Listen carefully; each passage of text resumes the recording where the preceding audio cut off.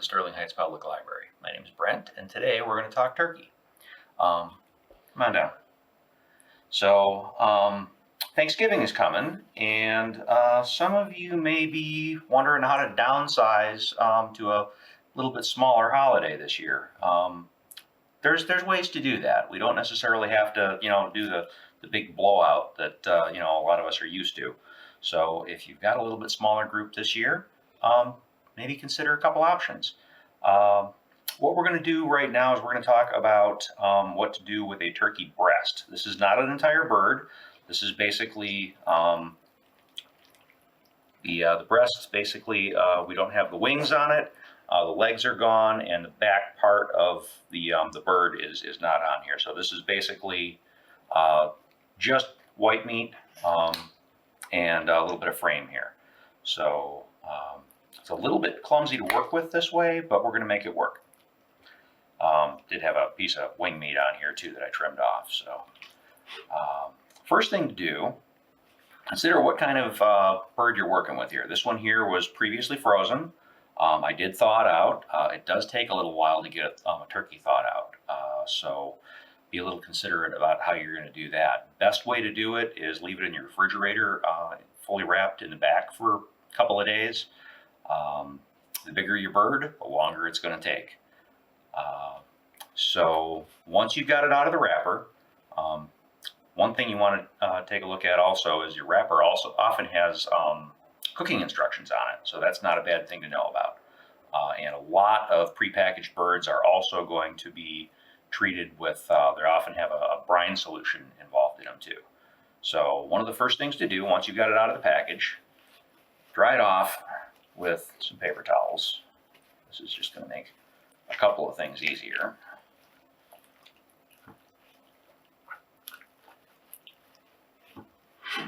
Don't have all that extra juice laying around. It'll just make several things a little simpler. And then get rid of that. Okay, so you're probably going to want to season this thing substantially before you cook it. Now, there's a bunch of different ways you can season it, but keep in mind that if you've got a bird that's already been injected with a brine solution of some sort, it's going to need a little bit less seasoning than a bird that hasn't been done that way. So a couple of things I got here. I got a little bit of brown sugar. This is about a tablespoon here. And I've got a little Lowry's. One of the reasons I like this is it's got several different seasonings in it and a little bit of color. So this will give you a little bit more browning on the bird. That's one of the reasons for the sugar as well. You can use just straight salt and pepper, favorite seasoning blend, any herbs and spices you might like, but this is a nice simple one. So I'm just going to take some of this sugar and just kind of rub it on the outside here. Get both sides.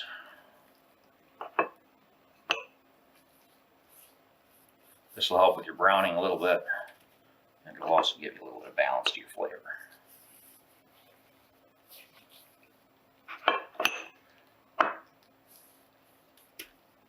One of the other reasons to go with a little bit smaller piece of bird is that it does not take nearly as long in the oven. So if you've only got, this here, I think this was about a 5.5 pound breast. This will feed 6 people comfortably. Okay, and then we're going to take, and it's not a bad idea to uncap your stuff before, so that you're not having to get the top off with wet hands.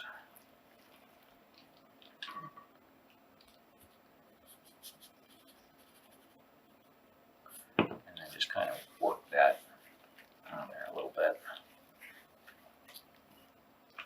Make sure this other piece of meat here is seasoned a little bit too. Okay, so, and then this here, I'm going to return to the refrigerator and let it, stay unwrapped, probably overnight. This will give time for the seasonings to soak in a little bit, and also give time for the outside to dry out a little bit. One thing I am going to do before I do that is I'm going to go ahead and brush it with a little bit of oil. This is just a plain, straight up vegetable oil. Corn oil works. You'll see some people use butter. Nothing wrong with butter.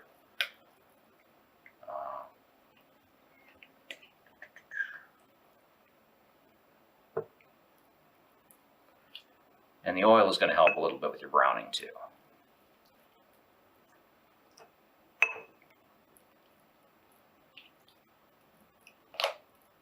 Okay, so about like that, and we're going to tuck this in the fridge and let it go for at least a few hours.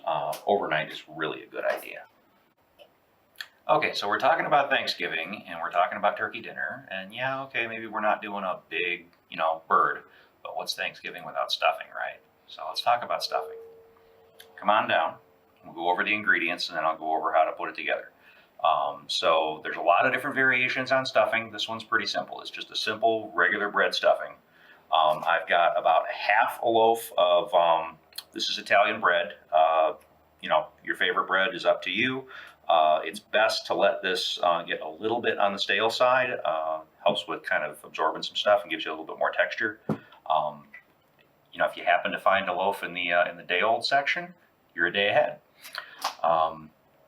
I've got some rosemary here, parsley, and thyme. Herbs are up to you. These are some of the ones I like. I got a little butter. I got about a cup of chopped celery here, a cup of chopped onion. We got some chicken broth. This is about a cup. I may or may not need all of this. Some of this has to do with, kind of the way the texture's going. And I do have a little salt and pepper here as well for seasoning. So let me go ahead and move over to the stove and we'll get going on the assembly on this.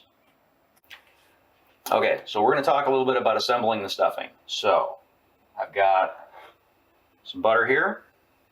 I'm going to take probably, it's Thanksgiving, go a little generous with it, about 2 tablespoons of butter. Go ahead and melt that. And as that's melting, I mentioned I've got about a cup of chopped onion and a cup of chopped celery. This is about 2 ribs of celery. This is probably about a small to medium onion, half of a larger one. Either way works. This doesn't all have to be completely melted before you go ahead and start tossing this stuff in. And like some of the segments you've seen me do before, we are not going to be getting any color on these onions and celery. Basically, we just want to soften them up a little bit. And if you've got questions on how to chop onions or celery or herbs, I would say I definitely got some segments from previous that you might want to take a look at. I don't want to spend a huge amount of time on that today, but worth considering. Okay, so it's been a few minutes here and we've got our celery and onions starting to soften up. And we don't need to take them all the way to cooked at this point. So we're going to take a couple of nice generous pinches of these herbs here. Put them right in here. It's probably about 2 tablespoons of herbs. We don't need to put a huge amount of heat on these either, but you're going to find that when they hit the heat, you're going to start to smell that. That's going to definitely give you some nice aromas. And go ahead and hit it with a few nice grinds of pepper. And again, as the heat hits that, and we'll definitely start to smell it. And we're going to go ahead and remove this from the heat, take it back over to the other side, and we're going to go ahead and assemble our stuff. Okay, so again, I've got about a half a loaf of Italian bread here that's been cut up into probably about inch cubes. And I'll go ahead and add the onions and herbs and celery and butter right into the bowl. Make sure you get as much stuff out of that pan as you can because it's all good. Set that aside because we're going to use that again in a little while. And then go ahead and kind of just mix this through a little bit. And now go ahead and add our chicken stock. Don't add it all at once because you may or may not need it all. Any that we don't use in our stuffing, we can use when we make our gravy. Just go ahead and stir this through. If you happen to have a set of gloves, you can do this by hand. It just helps keep your hands clean a little bit. It gives you a little bit of a sense for the texture too. You don't want a real wet stuffing, but you don't want it to be too dry either. Okay, this looks like it's coming together pretty well, so I don't think we're going to need very much more liquid, just a touch more. And then, yeah. Your bread makes a big difference on how much of that liquid you're going to need.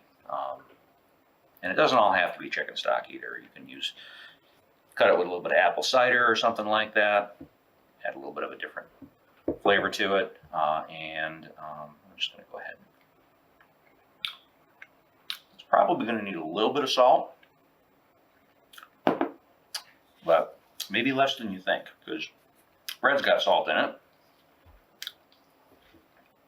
and chicken stock's often got a little salt in it, especially if you buy anything that's pre-made.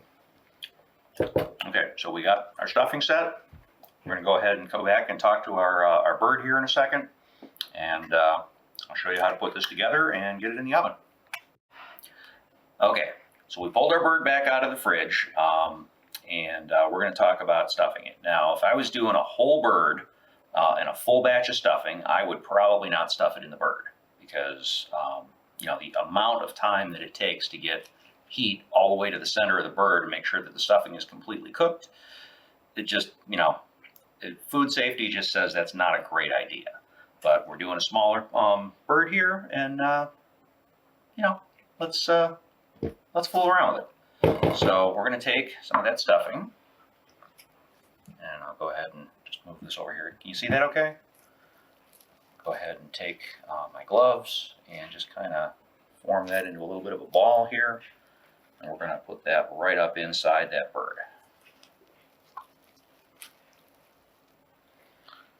Now, you don't want to pack it too tight. But you do want to get it up in there. Now, so we got the main cavity here, but also don't forget about up here in the neck area.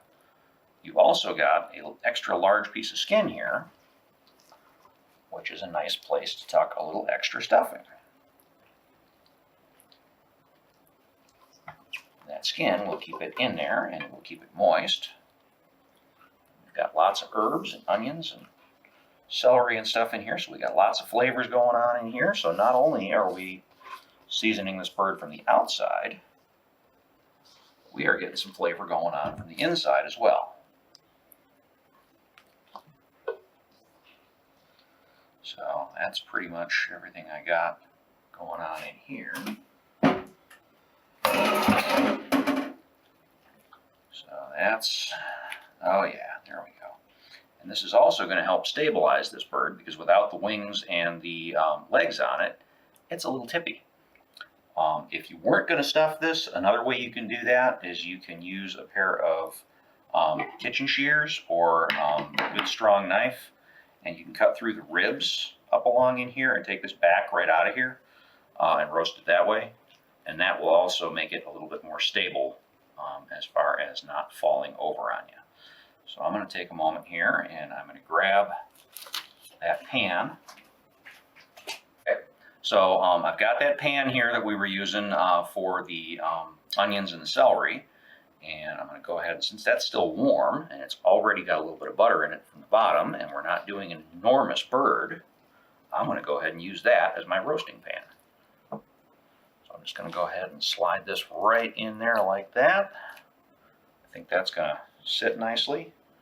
And I'm going to take a moment, a little bit of the stuff that got out of here, and tuck that back up inside. Now, typically your bird is going to come with some cooking instructions. But if it doesn't, good rule of thumb, you're going to preheat your oven to between 325 and 350. And most of the time, you're going to do about 20 minutes per pound. So don't lose the tag on your bird, because this tells you how big your bird is. How big your bird is tells you how long it's going to take. So this here being about 5.5 pounds, a rough calculation, this is going to take about an hour and a half, 2 hours at 350. So that's cool enough to handle. I'll go ahead and slide this right in the oven. Another reason to use a smaller bird, a little easier to handle. Okay, so we're back. It has been just a little under 2 hours at this point, and this is what we've got. Now it's starting to get a little bit darker brown on the top, so at one point, probably about 45 minutes to an hour in, I did put a little foil over it to just kind of tame that a little bit. We are going to take a temperature on this to make sure that it's done. So we're going to put that into the thick part of the meat. We're looking for about 160, 165 degrees. These instant read thermometers are real easy to come by. You can get these a lot of different places. They're pretty inexpensive. Now we're not just checking the meat, because we did stuff the stuffing down in too, and we want to make sure that the stuffing is also up to that nice temperature. Okay, so the meat is good, the stuffing is good. I'm just going to take another on this side over here, just make sure. And keep in mind this is nice and hot, so be a little careful about how you handle it. A pair of tongs is a good idea. Meat fork is not a bad idea either, and we may want to use this when we carve. So that's ready. We're going to go ahead and put foil back over it and let this rest for a good 20 minutes before we go ahead and carve it. We'll come back at that point and show you how to take it apart. Okay, so it's been resting for a little while, and we are going to move this to a platter. So I've got a pair of tongs here and this nice big meat fork. I'm going to go ahead and set this over here. Got a little bit of stuffing in here that I need to get off the bottom of the pan.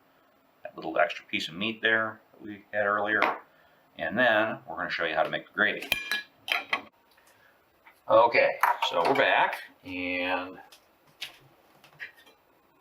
we are going to go ahead and make the gravy. So I've got all that goodness in the bottom of the pan there. Go ahead, and we talked about the chicken stock we used for the stuffing earlier. We're going to take some more of that, add that in there. Go ahead and get that up to a little bit of a simmer. And that will help us get all the goodies off the bottom of the pan. Once that comes up and we got some flavor in there, go ahead and thicken it. Okay, so our broth is coming up to a little bit of a simmer here. And I got a little bit more stock in a cup here. I'm going ahead and adding some cornstarch to that. Flour also works. We're doing what we call a slurry method here. Cornstarch is a little easier to mix into liquid. Flour clumps up a little bit more, so that's one of the reasons I tend to use the cornstarch. But either one works.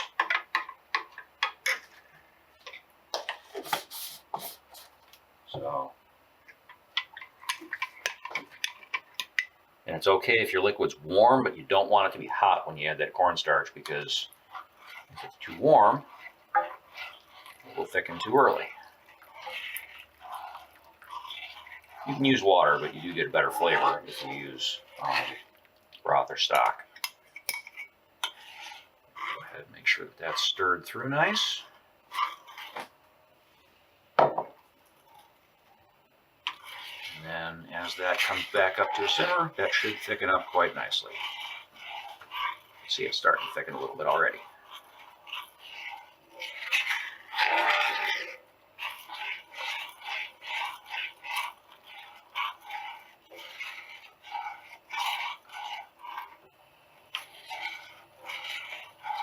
Oh yeah, there we go. See how the color changes a little bit as we go along here? It goes from cloudy to more clear kind of develops not only a little thickness, but also a little glossiness. You can see, just from the way that the bubbles are forming, that that's thickening.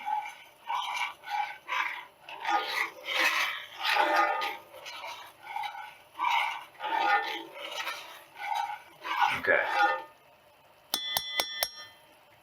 So that's our gravy. We'll go ahead and put that into a boat here in a minute, but we're going to go back over to the bird and show you how to carve that. Okay, so while we were away letting this rest for a little while, a couple of reasons you want to leave it rest a little bit. For one, make it a little easier to handle because it's not a lot of fun to be dealing with a screaming hot bird. For two, it lets the juices kind of redistribute themselves a little bit too. If you cut into a piece of meat when it's still really hot, fresh out of pan or oven, you lose a lot of the juices. I do have a rimmed baking sheet underneath my cutting board right now. This is to help catch any extra juices. And I do have a mat underneath this to help keep it from moving around. So while we were away, I did pull the stuffing out of the bird. I've got that reserved over here on the side. And we're going to come in here, and there's a keel bone up in through here that we're going to follow. And this is a little easier than trying to carve a bird table side.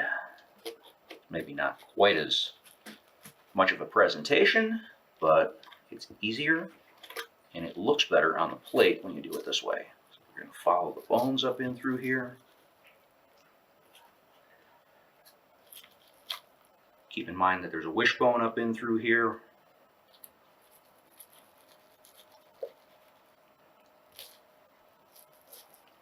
So there is the first side of the breast. We're going to come around, we're going to do the other one. Okay, so to do the other side, you're going to basically do the same thing. I'm keeping this turned around so you can kind of see it. You come down along that keel bone, and you kind of work down in through here. You can use your hands a little bit to pull it away from the ribs a little. And it just kind of rolls right on off of there. Oop. Turkey skin's a little tougher than chicken skin. It doesn't crisp up quite the same way either. So you may have to contend with that a little bit.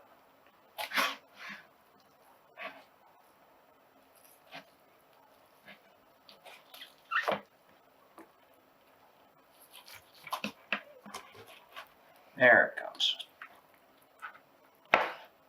And there's still some really nice meat on this frame too. So this is going to be soup later on. Go ahead and slice that as well.